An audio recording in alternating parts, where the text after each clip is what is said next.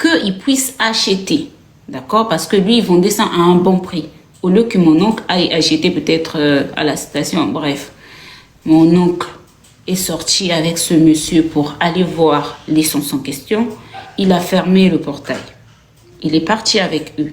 Quand il est parti avec eux, quelques secondes après, il y a des gens qui sont venus toquer.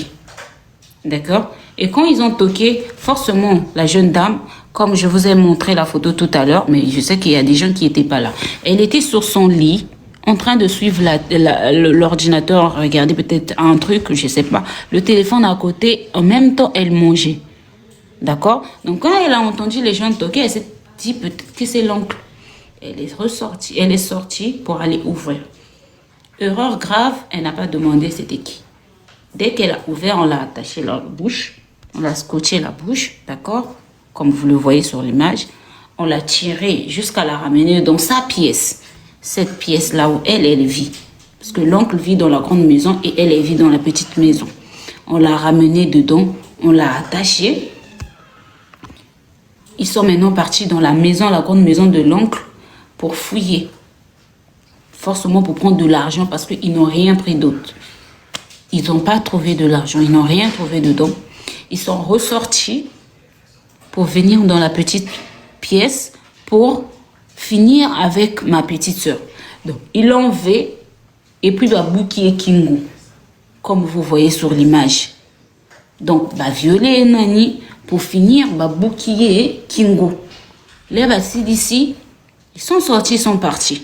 Comment nous, on sait que bah, veiller, quand les policiers sont arrivés et donc quand ils ont vu l'état du corps, ils ont tout vu. On ne peut pas vous mettre des images parce que ça, c'est pas possible. Mais on a vu comment la truc, elle était vierge. Vous comprenez?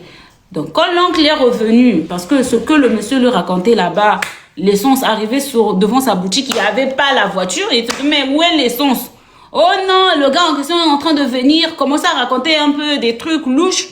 Où vous comprenez directement que, voilà, il fait partie de l'équipe. Mais il appelait les gens au téléphone pour demander, mais vous êtes où avec l'essence? Donc, pour demander la position des autres. Si c'est comment là-bas, si vous avez fini, mais il peut pas dire ça ouvertement. Donc, il demandait où vous êtes.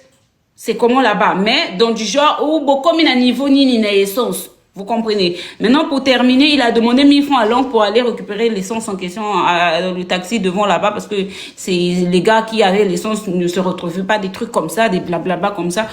L'oncle l'a laissé partir, il est pour lui repartir dans la parcelle. Dès qu'il arrive devant son portail pour ouvrir, il ouvre, ça s'ouvre automatiquement, et le portail et la maison, c'est pas loin. Donc, directement, il voit sa maison ouverte.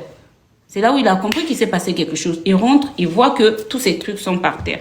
Il ressort, il appelle maintenant la petite pour s'assurer que l'enfant va bien. Parce que il s'est passé quelque chose. Il y a des gens qui sont venus là. Il appelle, le téléphone sonne normal parce que le téléphone était sur le lit et elle était allongée déjà à Kenda qui déjà, Baboma qui est déjà. On l'avait déjà dit. Donc elle était déjà allongée. D'accord? Moi, je ne vais pas fatiguer de vous expliquer parce que même moi, je m'en fous de qui est qui. Je veux juste la justice pour ma petite soeur. Vrai. Je veux juste la justice. Et je sais que ce que je raconte, ça va vous aider, vous qui communiquez, à avoir l'information fiable. Parce que tout le monde veut dire ce qu'il veut. Ça ne nous arrange pas tous. Que ce soit moi qui viens de la famille ou même vous. On veut avoir la vraie version pour aider la police à faire son travail. D'accord?